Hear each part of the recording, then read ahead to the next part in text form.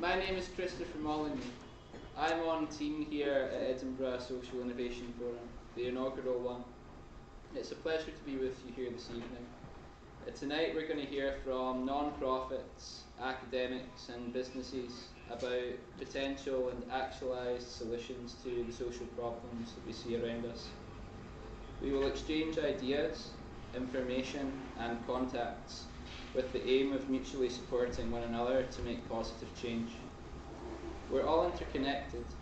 What charity can run without volunteers, investment and guidance? What businesses can run without the employees and key partners necessary to get the job done? And how can academic inquiry or any other inquiry for knowledge aid anyone without clear communication of new knowledge to those who need to hear it, and driven practitioners who have the wherewithal to implement the lessons learnt? Just as crucially, how can someone who has the talent, desire and ideas to make a difference do so without being connected to the right people to help them to do so? Today our humble aim is to just start exploring some of these questions and feel out some answers. So we're going to live stream this event via the camera here, so if I can just ask you to keep Wi-Fi access to a minimum, that would be wonderful, just so that it doesn't cause a stuttery connection. But all that's left to say aside from that, before inviting our opening speaker, is to say thank you to all of you for taking the time out of your days to be with us today, because you're no doubt all very busy.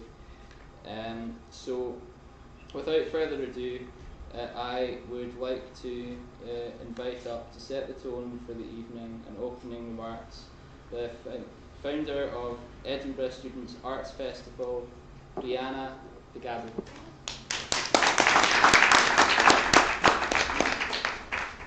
Good evening, everyone. Thank you so much for inviting me to be here tonight, and I'm looking forward to speaking to you this evening. So my name is Briana Pegado. I founded and I'm the director of the Edinburgh Student Arts Festival. We're an award-winning festival and social enterprise, and in 2016 I was named one of Scotland's top 10 most socially innovative social entrepreneurs, alongside our festival that won an Inspiring Youth Enterprise Award from Social Enterprise Scotland. Now, I say this not to brag, I say this to kind of highlight a lot of the success that we've kind of won over the years, but also to say that yesterday I announced that the organisation will be closing in a few months. And I want to bring up this point and kind of share the story with you of kind of this social enterprise and the work that we've done over the last 3 years, to also pose a question to all of you in the room. And the question is, how do we support social entrepreneurs, creativity and social innovation in Scotland and across this city, this wonderful city? I was always a very creative person and a girl that loved singing and dancing. I grew up in a family of civil servants, politicians and educators. And when I was basically trying to decide what I would do for university, I wanted to go to art school. I thought art school is the way to go. I can draw and paint, I can think, I can color, and this would be the best thing for me to do. But my parents, of course, said to me, can you just do something a bit more sensible? Do you really want to go to art school? How's that going to pay you? What impact are you going to have in the world? And I had an interest in so many other things. So I applied to Edinburgh University for an international relations degree, and later on changed my degree to sustainable development, and was really passionate about the environment and alternative business models. But I bring this up because the question that constantly kind of plagued me and I constantly thought about was, how do you make a business or an organization sustainable and have a positive impact on the people around you and your environment and your society? And throughout university, I found myself constantly interested in the arts and kind of creative practice, and I often felt that I wanted to do something creative, and I felt quite stifled.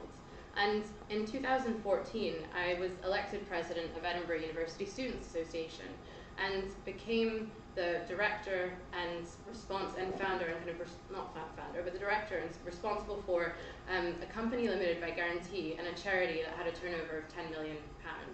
I was responsible for a staff of 150 people, and also was the chair of the board of trustees. And I bring this up because that experience kind of gave me the confidence after I left that role to set up my own company and organization.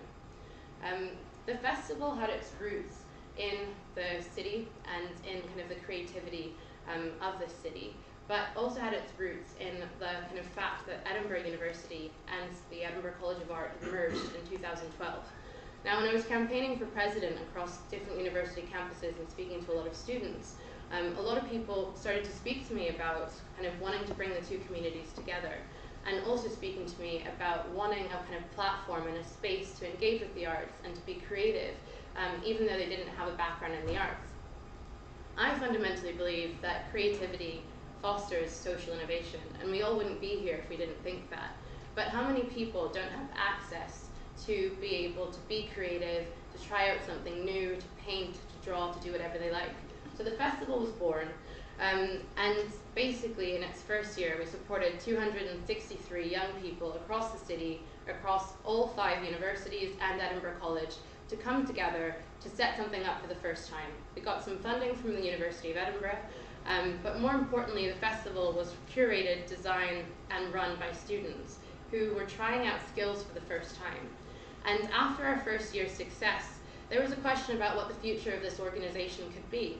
And I began speaking to more and more students about their experience at university, and what was coming up time and time again were people saying that, okay, I love what I do, but I feel like as an artist, if I were to go out into this world, I'm not necessarily prepared for the practical side of that, how to do my accounts, how to send an invoice, how to set up a business. And all of this continuously came up as we spoke to more and more people, and we started to look at what were the needs of young people coming together that were interested in the arts, but even more importantly, young people that were interested in getting involved in creativity. So our model was based around running an annual festival that was run by volunteers with core funding, but we also wanted to look at what impact we'd have on the city and what longevity this would create for the people involved. So the festival became a kind of organization and space for upskilling, for trying out new things, and also for starting to give back to the community. But I think what I learned along the way with this festival were a few things that I wanted to share with you who are thinking about setting up a social enterprise and getting involved. I think the first is that as an entrepreneur and as someone that has a brilliant idea, you love it and you get sucked into it. You can easily work 80-hour work weeks, which is what my work week started to turn into. You wake up every morning, you're inspired by this idea, you're growing a team, you're working with like-minded people that love it and want to push it forward and make it successful. But I also think what can happen on the flip side of that, if you don't pace yourself and don't think about the future of what you're planning and the organization you're growing, you can easily hit burnout as well. And that's a kind of problem that I faced in February after running the organization for 3 years.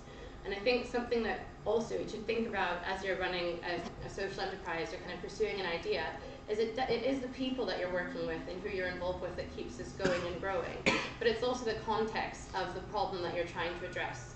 So for us, it was access to the arts and creativity, supporting the next generation of innovators and social entrepreneurs, but also giving other people the opportunity to do this.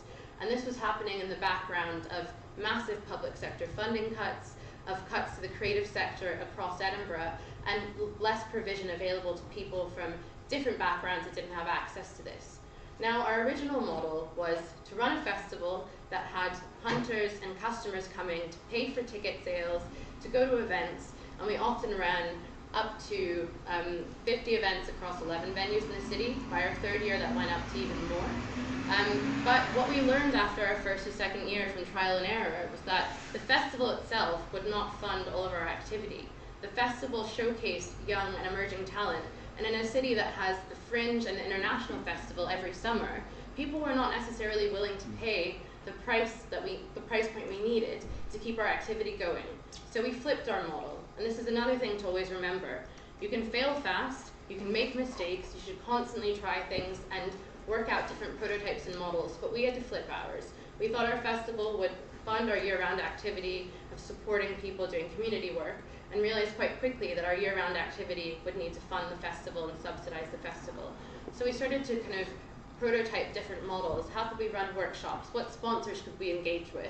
What venues could we engage with the city? And we started a dialogue around how we could actually make this activity happen and make it successful. In February, we ran our third festival program. It was the largest we've ever had over the longest period of time. We worked with over 400 artists and organisations, including the Scottish Storytelling Centre, Lion and Turnbull, Edinburgh Printmakers. We brought in artists from Glasgow internationally, and we ran a brilliant programme with everything from visual arts to talks and workshops and to performing arts and music. Now, this programme was successful, but in the middle of our festival, we had a funder pull out last minute. And we had kind of been able to try and plan around this, to do some financial modelling and have a kind of backup plan in case this would happen. But the worst case scenario took place. Now, given our business model, we were able to break even, and we were able to avoid disaster, and also proved quite soon, in a shorter time period, that our business model was viable, that based on ticket sales and based on traffic coming through the festival, that we actually could run a sustainable festival as a social enterprise. But the toll that took on the team who were volunteering their time, we had 45 people that were making this event happen across 11 venues in the city. The logistics of this, my personal time of having to upskill and train new people each year was becoming quite burdensome. And though the organization was modeled around getting new talent in, giving new people opportunities, it was designed in a way that was often students and graduates that were taking part and who would leave Edinburgh and leave the city and move on. Now, on the one hand, we loved that because we wanted to give people an opportunity to become producers, curators, launch their creative careers, and go off into the world.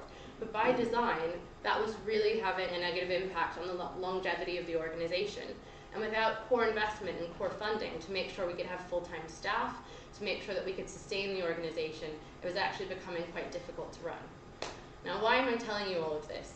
I'm telling you this because I think that social enterprise is a fantastic model. Scotland has one of the most advanced social enterprise code of conducts in the world.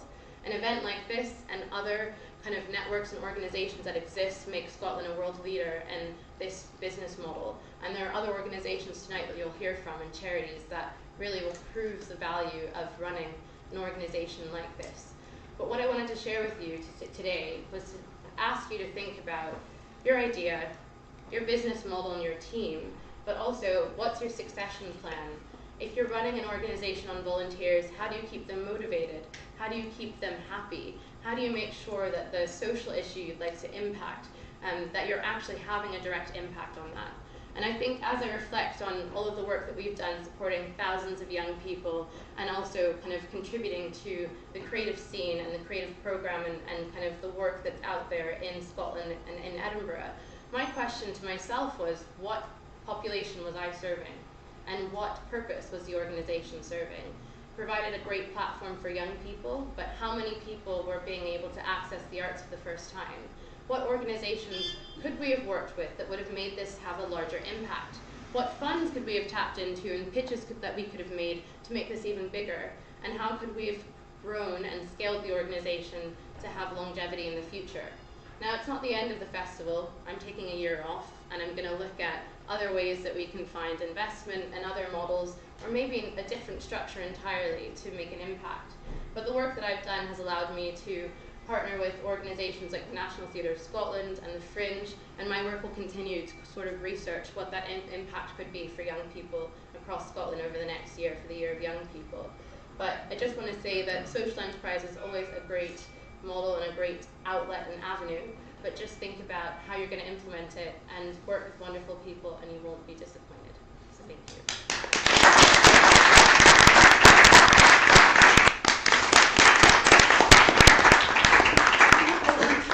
I was going to say, so I don't think I need to be here. But yes, hello everyone, and thank you for inviting me to this event. As Christopher already mentioned, my name is Ines, and I'm the president of Enactus Edinburgh, which right now probably means absolutely nothing to you yet, because a lot of people have not heard about Enactus, but hopefully by the end of my talk, you'll have a pretty good idea of what Enactus is and what exactly it is that we actually do. So I'll give you a little bit of background information about myself, not too much, because my life is not that interesting, and then I move on to talk about Enactus and one of our projects in particular called Slurp. So my name's Ines. I'm half Bulgarian, half Egyptian, which is a weird combination. I don't know how I ended up in Edinburgh, but I'm currently in my 4th year doing social anthropology. Don't ask me what that is. I've been studying it for 3 years and I'm still not quite sure. But I don't have any background in business or finance or marketing. None of my family members have ever studied business or run a business, so I'm not a businessy person. And 2 years ago, if someone had told me that I would be standing here in front of you today and talking about social enterprise, I would have called you crazy, because 2 years ago, I had no idea what the phrase social enterprise even meant. And whenever I heard the words business and profit, I always thought that they were for people who didn't care about helping others and didn't care about, tackling global challenges. But obviously, I'm standing here now, so I was wrong, and my opinion has changed, and that is because of Enactus. So I joined Enactus 2 years ago, exactly 2 years ago on this date actually, so it's my Enactiversary Monday. So 2 years ago, and I joined firstly because I thought it was a volunteering thing, and I wanted to volunteer, and secondly because at their welcome event they had free pizza, and as every student, I love free food. So what is Enactus? Enactus isn't a charity. It's a global, not-for-profit organization that provides a platform for university students, just like me and just like many of you here in the audience, to run projects that tackle some of the world's biggest challenges, while at the same time developing skills and making ourselves a lot more employable. So Enactus, the name Enactus, is a combination of 3 words that kind of help to tell the story of the organization. The EN at the beginning stands for entrepreneurial, because we use the entrepreneurial spirit to see opportunity in problems and create solutions for those problems. The ACT in the middle stands for action, because we as Enactus students don't just sit around and talk about the things we could change, we actually go out there and take action and create solutions for those problems. And the US represents the organization as a community of students, educators, and business leaders who all work together to shape a better world for us all. So Enactus, as Christopher said, operates in 36 countries all over the world. There are more than 66,000 students involved in running these projects. And last year alone, we impacted the lives of more than 3 million people, which is a pretty big number. In Edinburgh, we've been running for 4 years now.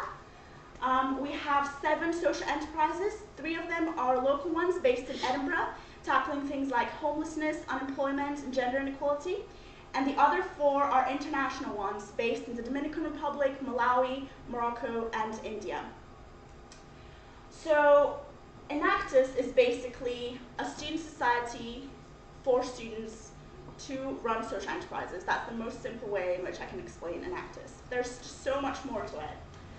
So, as I said, in Edinburgh we have 7 social enterprises. We've got more than 70 members last year.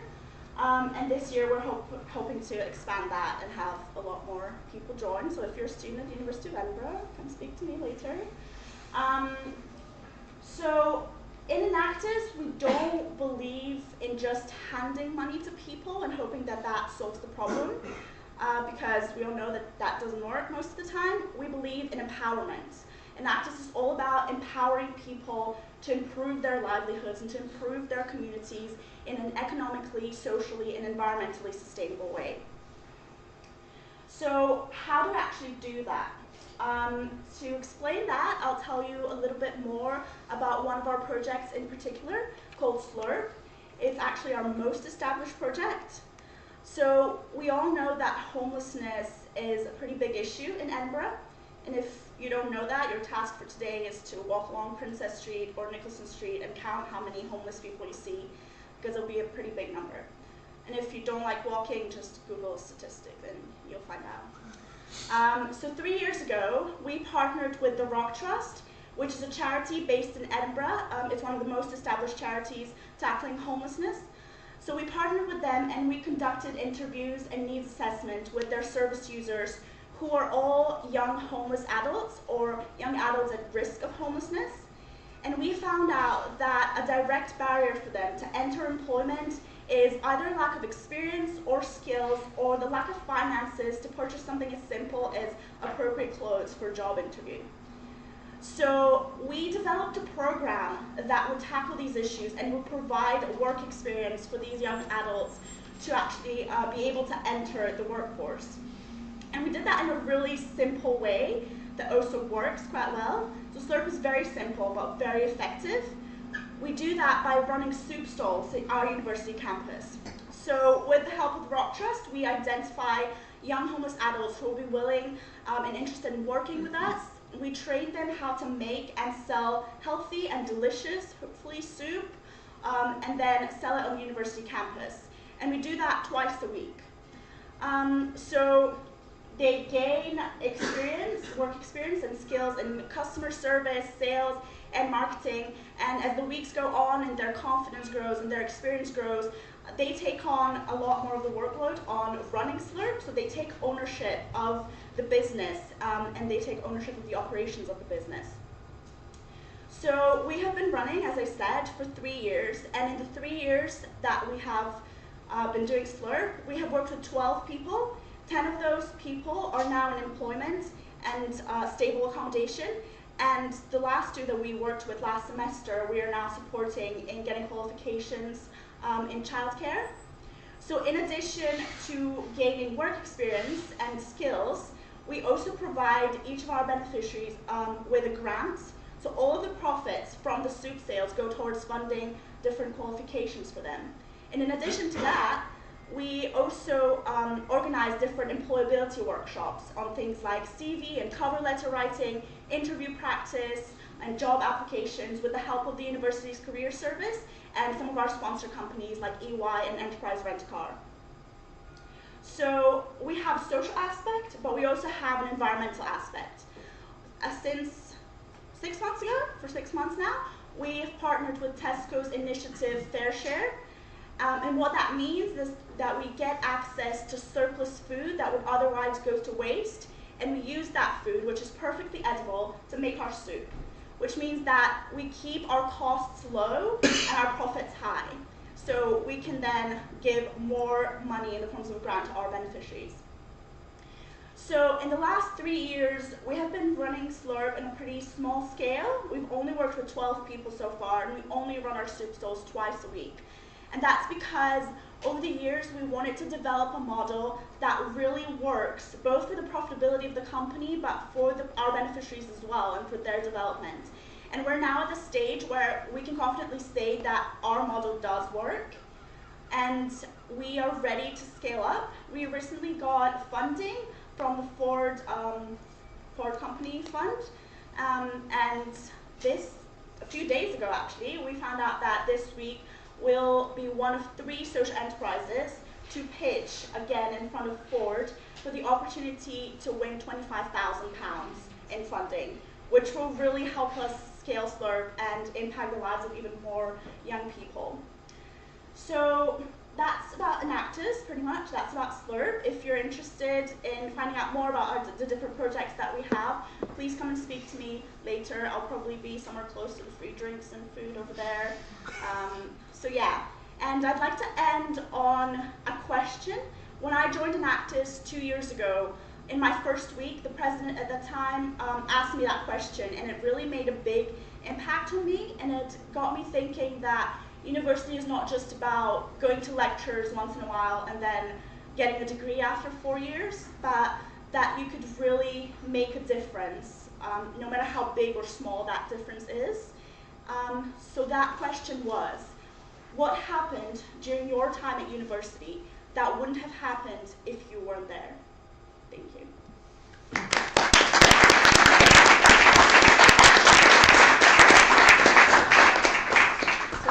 Thank you so much, Ines, for that talk on all of the ways in which.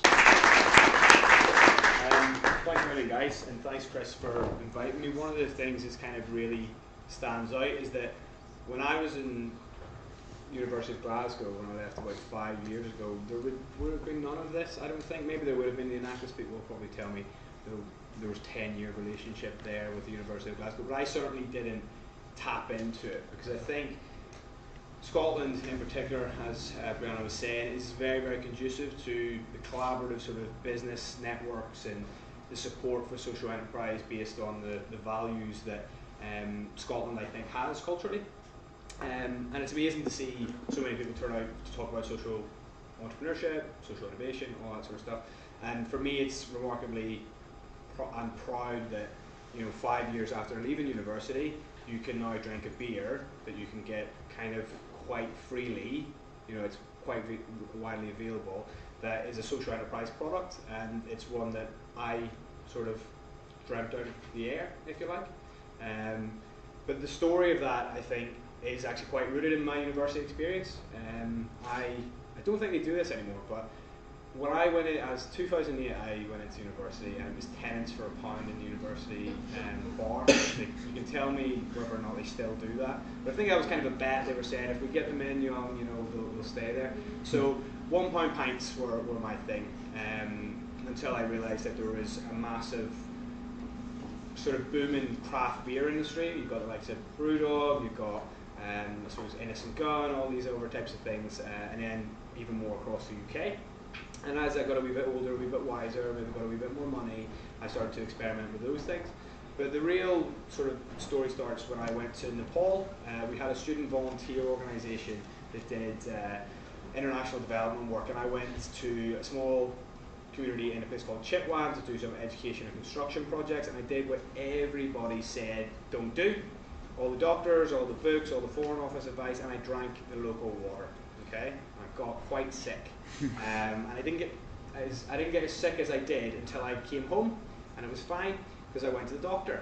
I said, I've got a problem, explained it, and he gave me a prescription for metronidazole, one of the most common antibiotics you can use. Okay, and I was fine.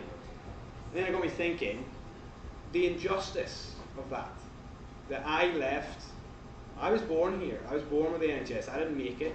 I didn't do the water system and the water plumbing and all that sort of stuff, but I benefited from that hugely. I wasn't life-threateningly ill, but what if I had been? And what if I had been born in a place where not only do you have to take a risk with water once on a 3-month stint when you're doing some volunteerism, but that was your everyday. And I thought, there are 650 million people. I can't even imagine what scale 650 million people is, but 650 million people lack access to clean drinking water and take a risk with their health every single day. It's more relevant to me now, I guess, but because I have 2 nieces that are under 5, but 800 children of that age group die every single day from completely preventable diseases. And for me, that was something I didn't want to just let sit there. So I left university, and I thought, I'm going to spend a year applying for one job. And I did. And I got through to the Department for International Development's grad scheme. And I went in and I absolutely bossed it. I was like the facilitator in the group. They were doing those group exercises, and I was saying, oh, well, what do you think? What do you think? And then I got to the psychometric testing, and I did all right. I didn't do badly. I did all right. But anyway, I got a letter through the post saying, unfortunately, we've picked someone from Oxford or Cambridge. I didn't say that, obviously, but that's what they meant. So sorry for anybody who's Oxford or Cambridge educated here. I just have a chip right here on my shoulder about the Department for International Development. Anyway, I was desperate for a job. Desperate. And I came over to Edinburgh. I went to the festival, BBC tent, and I met a friend from uni. Again, uni. And he brought his brother, who I kind of knew and had worked for in a different events company and whatever. And he said, do you want to come and work in my sandwich shop? And I was desperate. But I was like, I've studied politics for 4 years, I've got a good degree from a good university. Is this the grad scheme I want to go on? And then he said, it's quite cool, like we allow people to pay it forward for homeless people to come in off the street and get coffee or get food. And I said, yeah, what's it called? And he said, Social Bite. And I was like, yeah, it sounds good, it sounds really good. So I started in this little grotty shop. It's not grotty anymore, we fixed it up. It's on Rose Street. And we had one shop and one wee manky office. And now there are 7 across Scotland. It's got a £1 million plus corporate catering division, which we started up from that office. It feeds about 150 homeless people per day. We had, just over there actually, a prototype of our new village, the house from our new village that we're going to do in Granton. And that all started, I guess, from a mission. You know, whether or not the guy was Josh Littlejohn, he's probably a bit more famous for me. You might want to invite him next time. I always say when you get me, you get Robin. Whenever you could get Batman if you just changed Alan to Josh in the email. But anyway, I'll stop being self-deprecating. So whether or not he knew it, he was engaging consciously in a mission to end homelessness. And we've actually launched an event called Sleep in the Park, which is aimed to raise enough money and enough of a movement, really. The money will come, we're not worried about that. We just want people to be involved so that we can collaboratively work with the sector to eradicate homelessness. And that was 5 years ago. We started a small shop on Rose Street. So, for me, through that journey, I got quite lucky. We ran an event called the Scottish Business Awards, so we knew lots of people. We had people like George Clooney come, and Leonardo DiCaprio, and it was all cool, and everyone was like, you guys must be shit hot, and really we were just kind of bluffing it. But it got me thinking. It was like, well, if I could do this, and if I could dedicate my life to something and take a risk, because it was a risk. It's a risk to start up any business, let alone a social enterprise. I said, what would I love to do? And I said, well, I spend most of my money on two things: coffee, good coffee, and good beer. It's probably proportionately weighted to the beer. And I thought, okay, cool. It seems like it's easy enough to start one of these things. Let's theoretically say that we've got a brewery. What do we do? What do we do with it? And we say, right, well, we'll give it to clean water projects because it's kind of something that's close to my heart. And then we started shouting about it, and we launched a crowdfund, and it got funded, and all this here sort of stuff. But and Chris inadvertently proves the point, is that what people know us for is, oh, we're the beer that gives its profits away. And I don't get up in the morning going, yes, let's give money away. That's not what I do it for. That's how I do it, but it's not why I do it. Why I do it is because I think through the power of beer, through the power of great tasting beer, and through the power of people who then make my dreams come true that I work with, and they're my colleagues or employees, whatever you want to call it, we can, within 10 years maybe, try and provide 1 million people with clean drinking water. And so far, so good. In 2016, we did 2 well projects in Malawi. We kind of stumbled on Malawi by accident. It's another story, it'll probably take 15 minutes to get into, but we were there. We did 2 projects. One was a solar powered well, which serviced a community of about 3,000 people, give or take, and it ran off into a school feeding program, which is run by another really famous charity called Mary's Meals, and a antenatal clinic was built around the infrastructure in the building. So I actually flipped my brain and said, actually, what if water isn't what I told you to start? What if it's not drink our beer or people die? What if it is drink our beer, people get water, and then they can aspire? So when we went out the second time to film it, we actually spoke to people. We did the first time we were kind of overwhelmed by a different culture, a different country, levels of poverty, which are, you see poverty here, but it's not the same. But we didn't engage with the people. So when we went out, we said, right, we're going to make a movie, in essence, and we're not going to be in it. We're going to let the people talk about themselves, and we're not going to ask them, how good are we for providing you with water? What we're going to ask them is, what's your dream? What's your ambition? What do you aspire to? And from that moment, I realised that everybody on the planet wants the same thing. They want a better life for themselves, and they want a better life for their children. That's a fact. Doesn't matter if you're in Edinburgh or dead in Malawi. So when we talk to these people, they said they wanted their children to be healthy because they wanted them to grow up to be doctors and lawyers and teachers. Some of them wanted to be, have a prime minister of Malawi or president of Malawi in the family. And that's legitimate because most people here have the exact same thing. I don't have kids, but I'd imagine that I want them, not maybe to be the president of Malawi, but I'd like to. So that got me thinking, and got me really G'd up.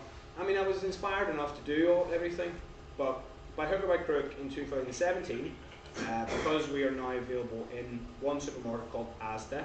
Okay, remember that. If you take one thing away, it's that we are available in Asda. And then next week, we're going to do a second supermarket.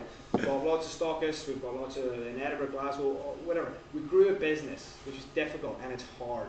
And there's times in a day when you're in the depths of despair and then you're elated. And that's just the way it is. That's the journey you go on when you start up a business. I still don't know whether it's going to work. However, this year we're doing 60 projects for 30,000 people. So we've already scaled up, and it's great.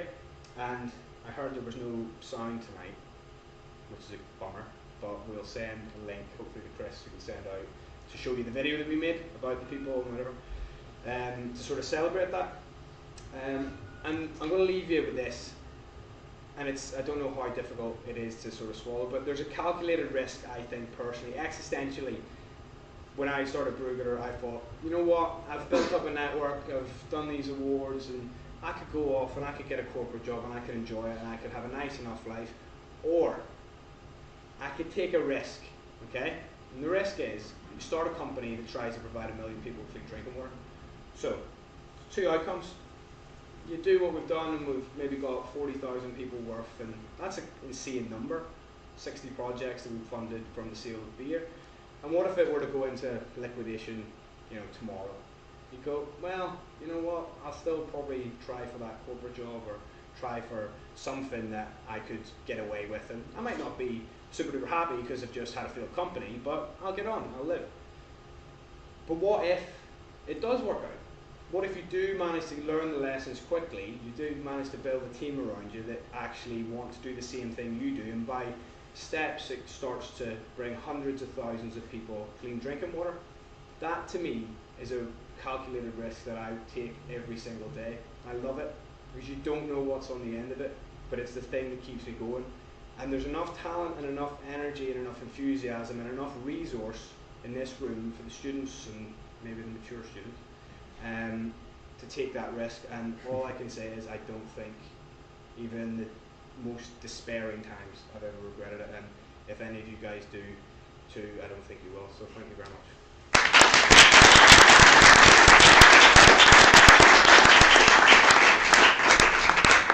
So, unfortunately for you, social innovation is like my favorite subject. So I have like a 50-slide PowerPoint. But I'm not going to do any of that because I would be in serious danger of being severely less cool than all the other speakers. And I don't know about you, but I often feel like I'm kind of like a coal. And when I just hang out by myself, which by the way I have just done for 4 months on a small island in the Pacific, which is another reason why I'm so excited to be here. Being a coal by yourself on a beach is okay, but slowly but surely you kind of start losing that glow, you know what I mean? And after the last couple of talks, I feel like it's more kind of like a whole bunch of coals together, which is how, the whole is more than the sum of its parts kind of thing. So it's been really inspiring so far. Thanks for the invitation. Yeah, so my name is Jelte. I actually grew up, which may be a little bit surprising. Oh.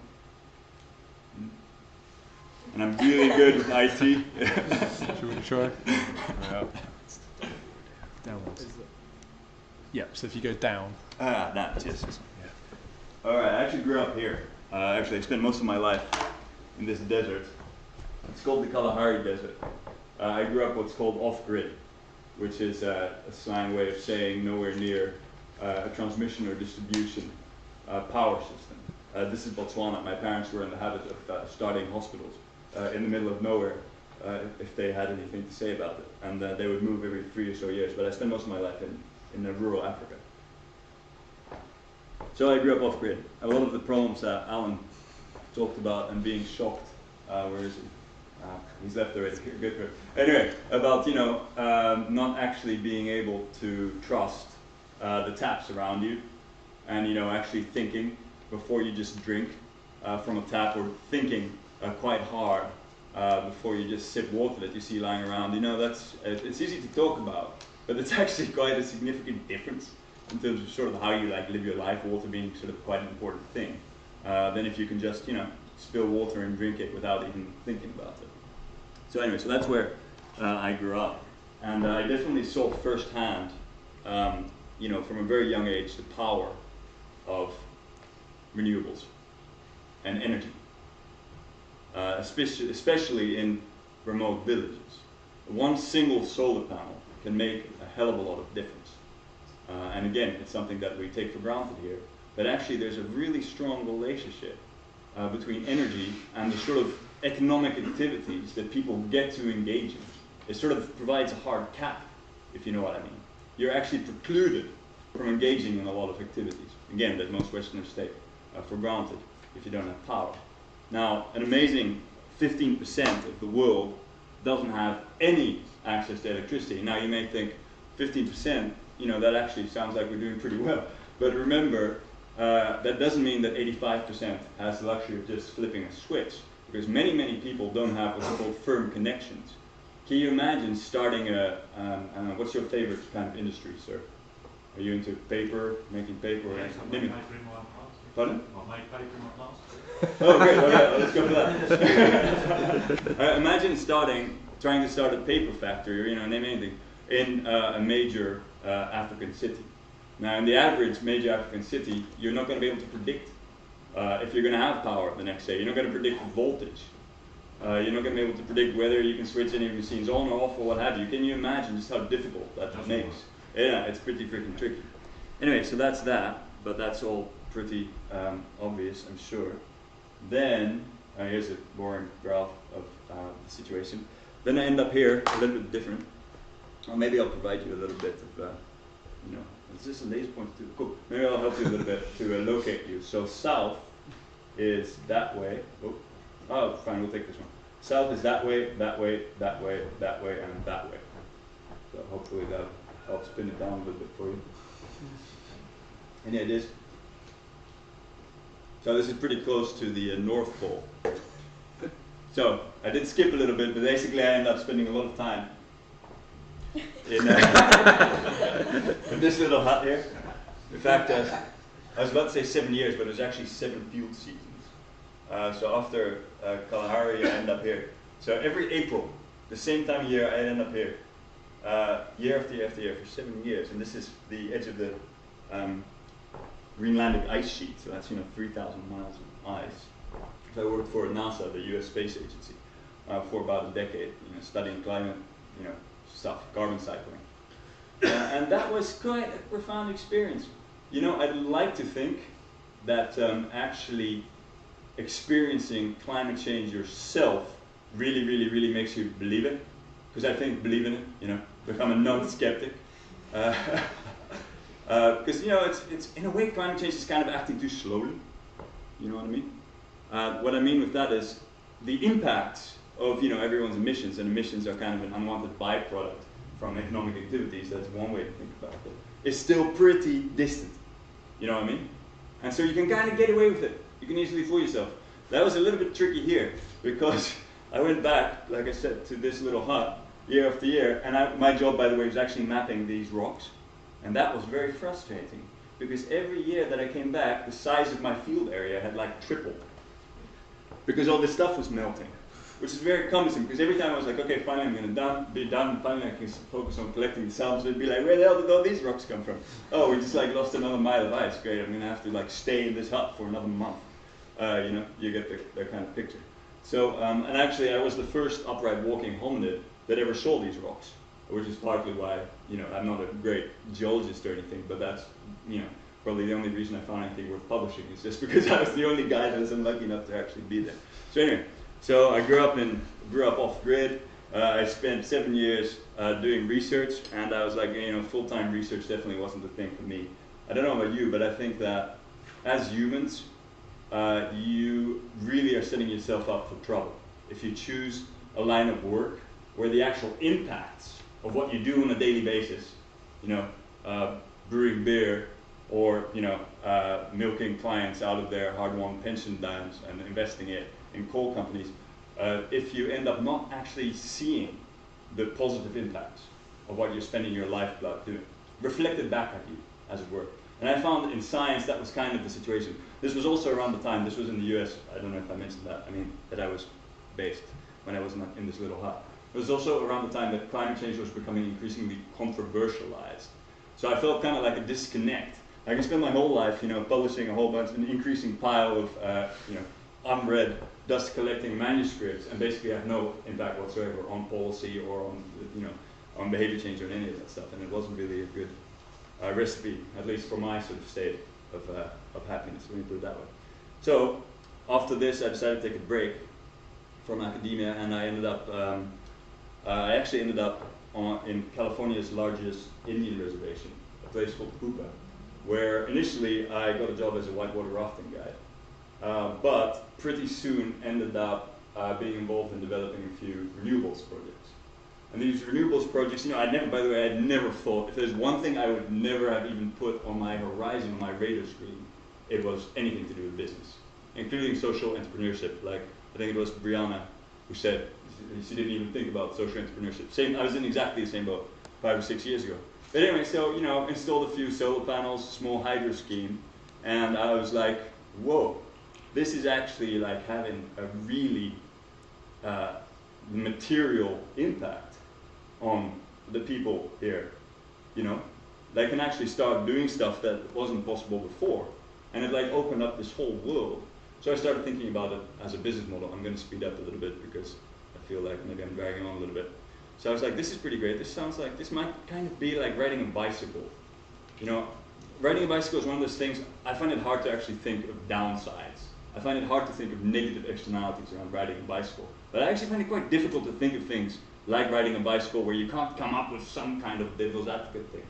But the thing that I hit, and to this day, whenever I give you know, public talks when I'm not stuck on a small remote island in the Pacific by myself, I actually challenge the audience to come up with sort of a model that is more powerful when it comes to bringing genuine empowerment to exactly those parts of our planet that I would argue need it most, rural areas in particular. Because that's where, as it turns out, and I'm going to skip through a huge and intimidating bunch of slides here, that's a wind farm revolution. That's where a lot of the renewables resources are. Okay, so as we move from a world dominated by centralized fossil fuel-based power to inevitably one of distributed resources, that also means that we have to actually go out to the places where the resource is. Unlike coal and oil and all that stuff, it doesn't make sense for wind or solar to just dig it up out of the ground, you know, strip mine a whole, you know, province in the case of Canada, bring it all to one central place and then make power out of it. You actually have to go out to where it is and generate it. And that actually is really profound. And energy, I consider energy to be the lifeblood of economic systems, as I sort of alluded to earlier. So it's more than, from my point of view, what's happening is it's more than just kind of like an engineering thing. You know, it's not just technical, the challenges, but also the solutions to things we're seeing. They are inherently social and very profound because of the institutional repercussions they have. The opportunities for actually having people own energy generation, which is a major input to economic sort of processes. So, okay, well, don't take my word for it. Let's look at a few examples of projects we're working on. So here's a small wind farm we just completed a few weeks ago. So it's 4 turbines in Lanarkshire. I'll show you some more again. I'm going the wrong way. Let me show you some better ones. All right. See, look, imagine how boring all of this would have been. Okay, Fintry. In 2007, okay, the Fintry community got together, that's in Stirlingshire, by the way, and bought that turbine. Okay, now, you go to Fintry, don't take my word for it, and ask them, hey, how's that turbine worked out for you? They financed the school with it, they installed a biomass system, a district heating system, I could keep going. Here's Gia. I don't know if any of you happen to, do you know where Gia is? It's a small island off the west coast. So in 2002, Gia's population was at a historic low. There were 86 people living there after the fisheries collapsed, from a high of about 800, historians are quite sure. So the local community got together and cobbled together some money to buy 3 second-hand turbines, which from a commercial point of view, these are tiny, they're 225 kilowatts each. I don't think anyone on Gia would not confirm that just these 3 turbines commissioned in 2002 have completely changed the future of this island. It went from a place where the ferry wasn't running regularly, the schools were on the point of closure, to a vibrant community. You know, people are moving back, they're reinvesting the proceeds into ground source heat pumps, housing, and so on, education. Young families are actually moving to the island. And this is the situation with some of the work we do in Scotland. The effects are, in a way, even more profound when it comes to, say, Orissa, which is the least grid-connected state in India, which is where one of my 3 offices is. Because there, again, the sort of marginal benefit of a solar panel is really, really huge. And if there's one thing you want to focus on, if you believe in climate change, as I happen to do, I would argue it's how are the 2.5 billion net new coming human beings in sub-Saharan Africa. I'm picking out sub-Saharan Africa because that's where population growth is predicted to be, particularly large. More, for instance, than China. Many people, erroneously assume that China just keeps exploding population-wise, but it's sort of plateaued. How are those people going to be actually providing the energy needs? Are they going to end up relying on, the old-fashioned centralized fossil fuel-based way of doing it, or are they going to jump over those sort of antiquated, not fit for purpose technologies and go straight to things like solar panels and DC microgrids? Kind of like how in Kenya, for instance, my dad lives in Kenya, my parents were married there. If any of you have been to Kenya, sure, James does, but yeah. Recently? Yeah. Did you see any mobile phones? Oh, yeah. So, do you think that you might have actually seen more mobile phones per capita there than you would see in Scotland? Would that be unreasonable? Right. Now, how many of those people do you think that you saw walking around with mobile phones have ever even used a landline? Because what happened in Kenya was basically landlines were just kind of like skipped. It went from not having any landlines to a large extent to mobile phones. So I think that is sort of the holy grail from a climate change but also a social entrepreneurship point of view, is doing the same thing with energy in the quote-unquote global south, a term I hate, but you know what I mean. So yeah, thanks a lot. Those are some thoughts about that.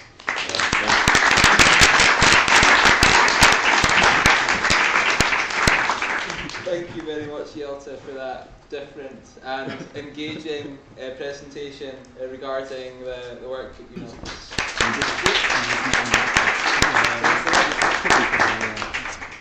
Okay. Could any of you imagine tonight going back home to a place where you would not have access to electricity, where you would not have access to clean water, where you wouldn't be able to find a means to reach out to all those people you normally do, accessing information?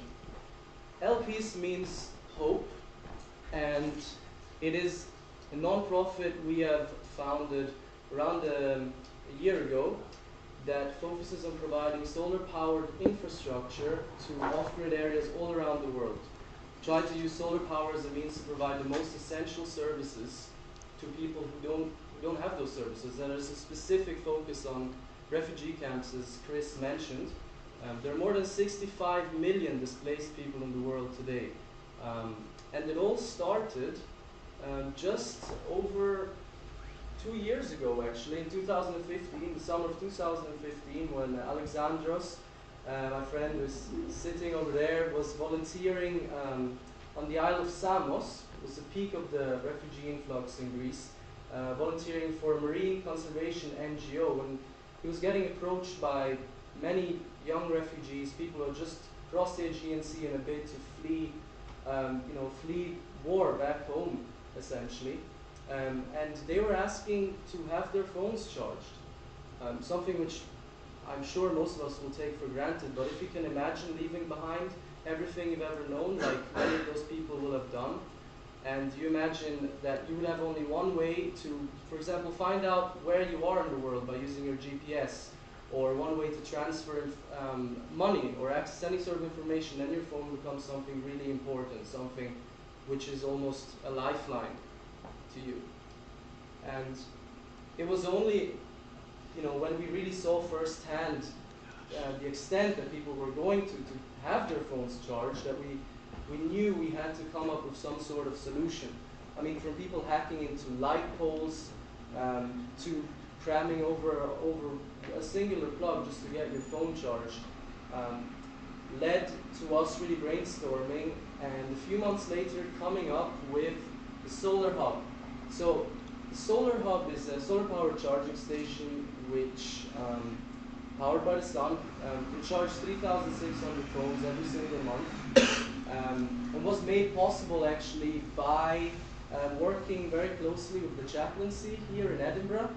Ali sitting over there. Without her, none of this would have been possible. We went to CGI as well, a conference in the United States. Jake Broadhurst was instrumental in making us aware of that opportunity so that we could refine how we were going to present this and make it happen. So we tested the Solar Hub in 3 refugee camps around a year ago.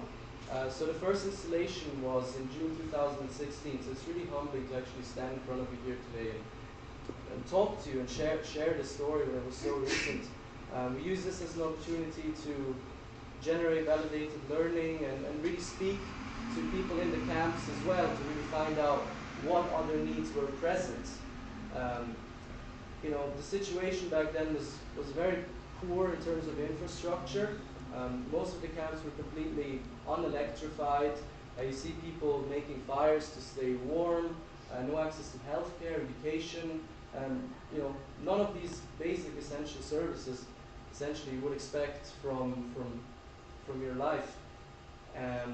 So this is another camp we visited. Here you can see one plug being used to provide electricity for up to 800 people. So one plug for 800 people. You can just take a moment to think about that. But luckily the situation has changed quite a bit now for the better, luckily. So the Greek government has put in a lot of effort to sort of step up the infrastructure of the camps. It's changed from tents to fully electrified isoboxes, as you can see, even with air conditioning. So we had to rethink our solution for Greece. There's still many areas in the world where they're completely off the grid, and this solution will be very useful. However, we then went and talked to refugees to really find out what the next most important thing would be, and the answer to that was connectivity. So it was access to the internet, it was access to education, it was basically making use of a phone, which even if it is charged, you know, without access to internet, there's not really that much you can do with it. There are many financial barriers. The digital divide is something which is, you know, an ever-growing problem in the world. So going back, revisiting sort of our initial prototype, try to speak to as many people as possible, we thought what would be the simplest, most effective and low-cost way of addressing this issue. So what we did is we tried to use what we had and produce something which would enable refugees to access information and educational sources through their mobile phone without having to be connected to the internet. So what that means is that we installed a Raspberry Pi computer. Some of you might be aware of that. It's just a low-cost computer you can get off the shelf. We programmed that and turned it into a digital library. So we got a lot of different materials from all around, integrated the digital library of educational materials, translation resources, legal information, links to websites where you can access asylum resources. So quite specific to the refugee context, and we're hoping to actually transform this into a fully fledged open source digital platform which we'd be able to tailor to any off-grid context in the world by working with different partners, companies, non-profits who would like to use this as an opportunity to engage with these people in a digital means, because you know, smartphone adoption is growing and going through the roof all around the world. So this would be a very good way to give back and engage. So at the moment, we, as mentioned, we have 8 units which are permanently installed across 6 refugee camps in Greece. So they have the capacity to charge just over 28,000 phones a month. We have, with the Raspberry Pi, worked on a remote monitoring mechanism so we can actually see whether the units are being used. That still needs further testing, but our vision is to get that, so that will work.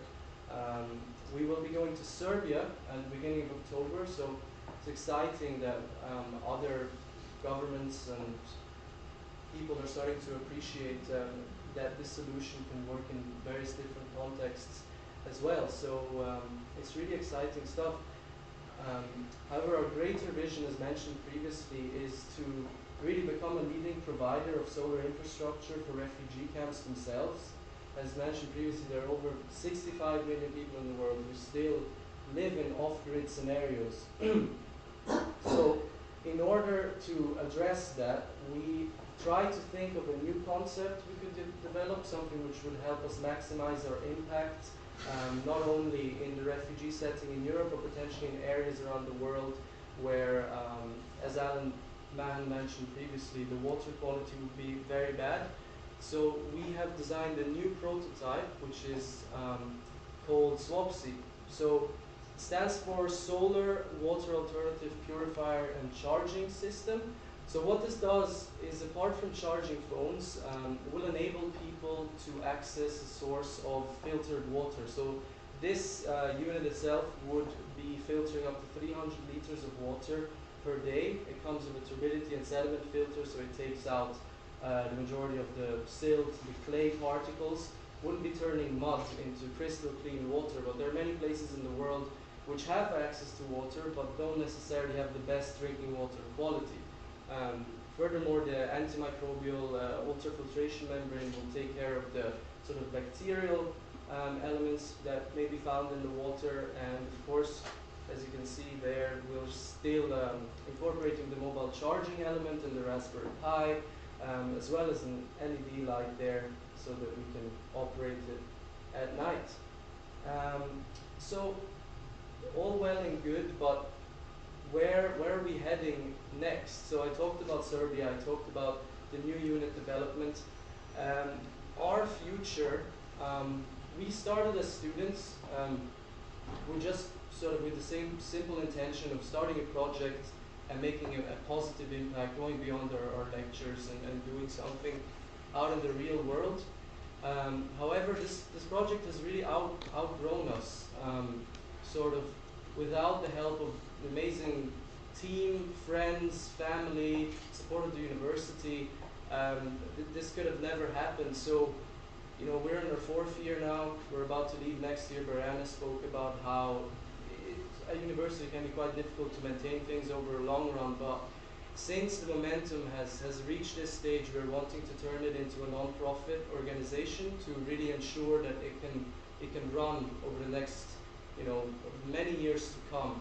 Since we're, I think, decided that we're in it for the long run now, and we don't like to invite you to take part as well in some way or another. So please feel free to drop us an email, or we can speak later at the networking event. We're really looking to find more help with legal advice to make this transition to the non-profit organization, refining our business models, as well as looking for obviously locations where this can be useful and funding opportunities. So yeah, I want to thank you for listening to me, and hope you have a great remainder of the evening. Thank you.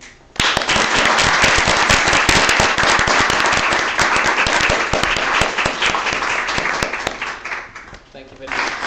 Thank you. Good evening. I think we had 2 lifelines this evening. I heard a lifeline is energy, and I heard another lifeline which is data. And as a professor of the University of Edinburgh, I thought I'd start with an equation. And there are 2 lifelines, solar cells and Wi-Fi, and together they make broadband everywhere. So that is something that we've been trying to achieve. And let me start here by hoping we can advance technology. So we heard that about 10–15% of the world's population don't have access to power. There's 4.3 billion people on the planet who don't have access to data, to wireless data and also data in general, and this is 60%. And we also know that modern economies heavily rely on data. We have sort of data-driven economies, the 4th industrial revolution, and everything is based on that. So the point is also that not only we as humans communicate wirelessly or with devices. In the future, we have more and more machine-type communication. You may have heard of the Internet of Things. Things communicate. The autonomous system, the autonomous bus, the autonomous car, the autonomous home, the smart city, the smart environment. Everything gets smart, and everything gets sort of with an artificial intelligent brain inhaled. But what it lacks is a nervous system that would operate these systems. For example, these 50 or 100 billion devices like cars or like home appliances that we want to get smart in a way that they save energy. There's also a very interesting aspect about energy, that if you take the entire ICT technology on the planet, that would be equivalent to about 100 nuclear power plants. So all our computers, all our data farms, all our servers, all our data centers, they all eat quite a lot of energy. So we need to somehow address that problem as well. So therefore, I think there are two very smart devices. We have seen one smart device used for very smart application, charging mobile phones. The solar panel provides energy. And also there's another smart device, it's LED light bulbs.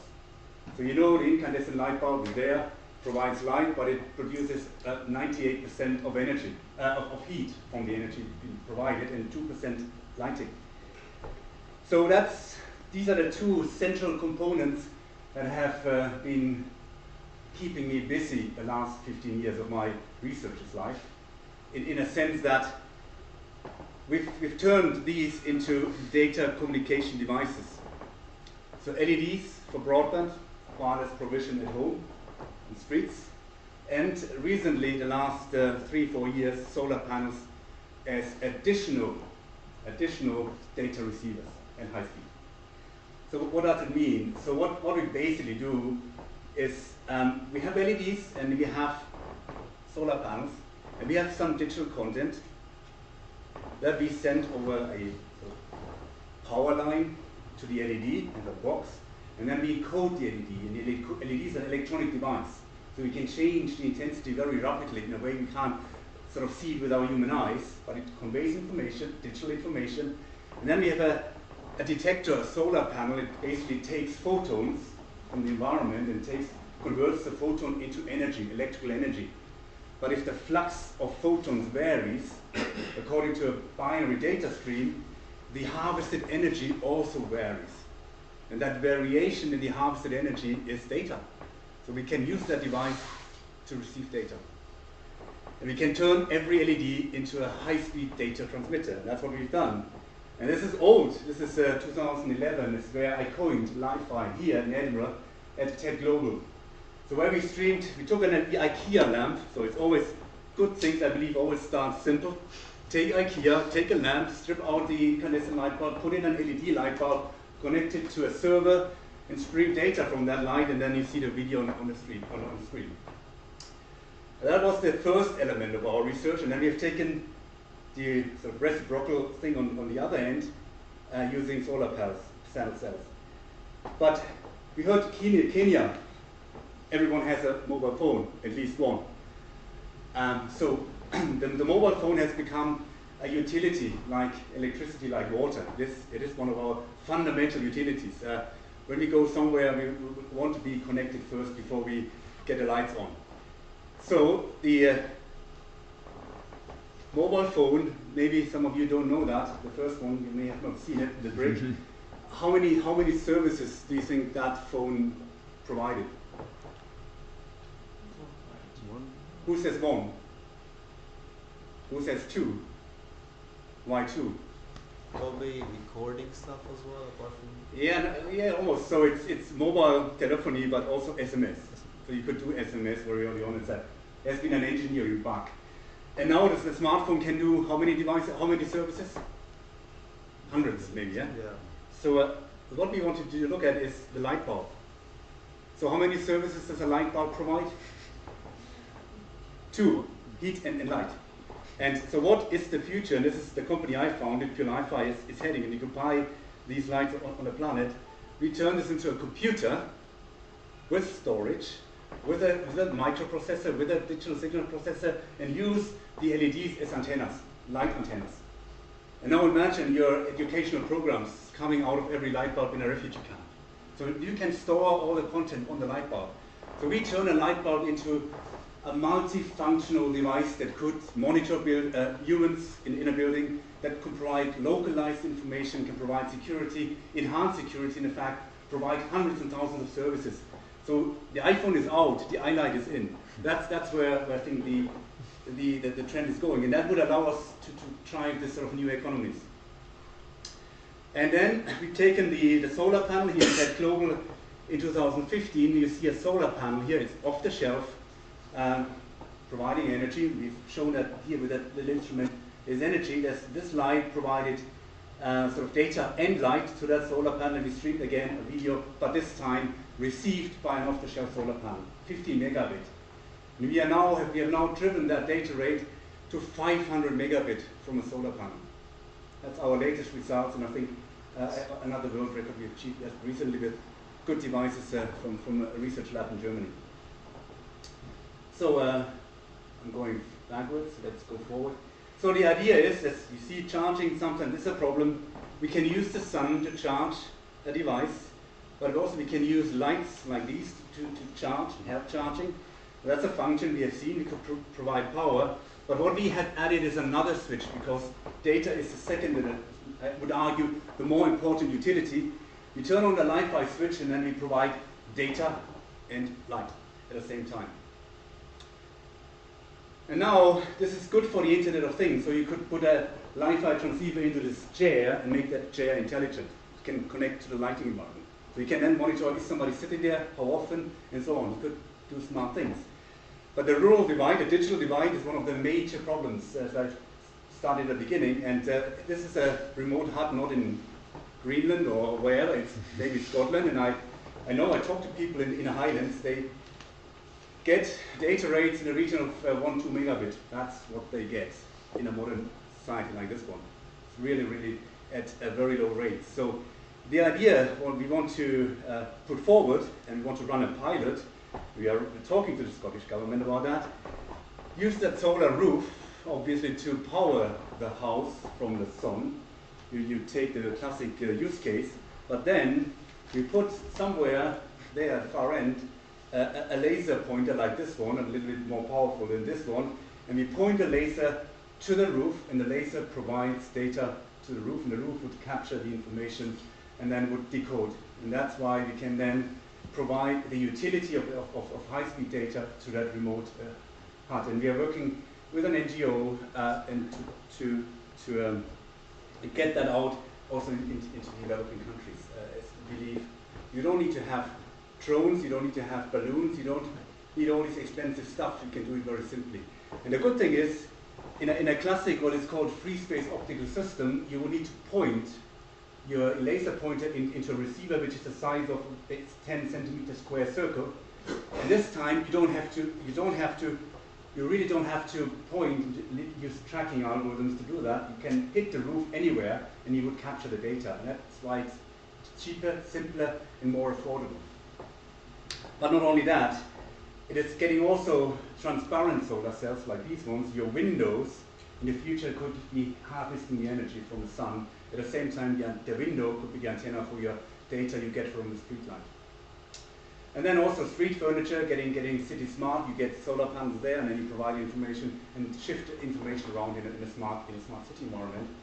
And then lastly, sort of smart devices. And that's what I think would enable us and would enable us to get new societies and new economies, and also help people who are not connected to get connected very affordably. And that's what I wanted to say. Thank you.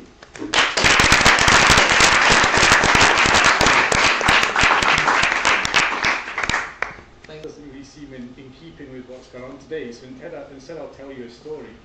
I remember in 2001 I was doing my PhD in the Kalahari in Botswana, and I was studying rural livelihoods. I was looking at how particularly African women were earning a living, fetching water, carrying wood, doing all the kinds of things you might expect, but really I was trying to understand how that was changing in the context of climate change and the seasonal variability. And I remember this was, just before I owned my very first mobile phone, which was not quite the brick there, but also not quite the iPhone, but I hadn't quite got to that stage yet. I remember every evening I was staying in the chief of the community's compound. I had a little cottage there, and I watched his eldest son kind of walk off into the sunset every evening. And this was actually potentially quite risky. This was quite a remote part of Botswana, and there were lines about people's livestock was often taken by lions. So I was kind of wondering what he was doing. So eventually I kind of followed him, as you do. The sensible thing would be to ask him, but my Setswana and my Afrikaans are both really terrible. So I followed him, and what he was doing was he was going up a little hill with his mobile phone, and he was waving it about. And what he was trying to do, which inspired him, was find a mobile signal to download SMS messages. And I think that was quite striking, and it speaks to what we've heard a lot about today, that kind of digital divide, but also that division between modernity and tradition, between progress, where people would like to be and where they're actually coming from. And I guess eventually, maybe every few days, depending on climatic conditions, he might have downloaded a few text messages. I went back to that community about 5-6 years ago, which is about 10 years after I've been studying my PhD there. And of course, everybody has smartphones. They might not all have data. They might be charging them through all kinds of nefarious means, but clearly the data connection they have is much, much better. So what I was doing there, I was doing my PhD, and what I'm telling you about is not what I learned in the classroom or what I learned on campus in Johannesburg. I'm telling you about what I learned in the field, experiencing and doing things. And I think when we think about what a university is, it's many, many things. Yes, it's studying. Yes, it's writing essays. Yes, it's me giving students pep talks at the start of the semester, the start of their academic careers, about working hard. But it's really about everything else you can do during your time studying at universities. And I think one of the great things about universities in Scotland, apart from the beer that costs £1 a pint, which dates me a little bit, is that we have a 4-year curriculum. And I think what that does, it gives a little bit more scope and space to people to experiment, to explore, to meet people, to connect, to think about ideas. And I think it means that in a Scottish context of higher education, we can be a bit braver than just students who study hard and work hard and don't drink too much, £1 a pint beers. We can be students who can be social entrepreneurs, can get engaged with social innovation. And I think what's incumbent on me and my colleagues as professors in universities is to recognise that's a really valuable and valid way of spending your time as a student at university. And I think if we can do everything we can to help many of the people we've been hearing about in the room, a good number of whom have studied at Edinburgh at various points, or indeed are still studying at Edinburgh, then we'll develop universities which will not just be places of knowledge production and places of degree production, but places which will inculcate social entrepreneurship too. And if we do that, we'll do many things. We'll support the amazing research of people like my colleague Harold Haas. We'll support really interesting teaching, which will help you critique the world and engage with the world, but we'll create spaces in which you can collaborate, experiment, and gain experiences, and go out and be social entrepreneurs. So I guess I'm going to conclude by doing what I wasn't going to do, which is just to congratulate everybody for hearing about your amazing achievements, all the exciting ways in which you're being creative and engaging with the world, and thank the organisers very, very much for allowing me to come here and steal a bit of glory by closing events today. And yeah, I think what I'd like to is we should all give ourselves a collective round of applause, I think.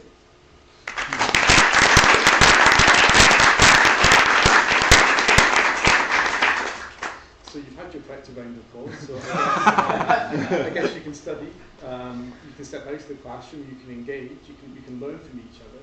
And if the university can be a space which enables that to happen within the city of Edinburgh, for the city and for the rest of the world, then I think the university will have a much, much more important future than it probably currently does. So thank you very much, everybody.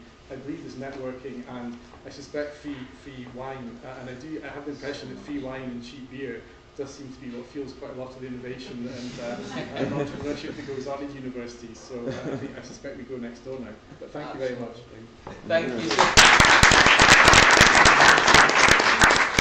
Thank you very much, James. Yes, indeed. We have plenty of wine, overflowing with wine.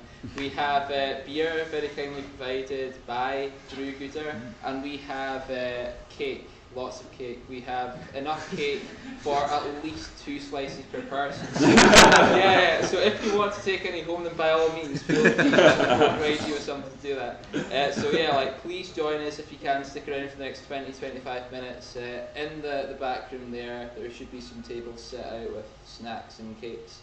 And yeah, enjoy networking and enjoy the complimentary food. Thank you.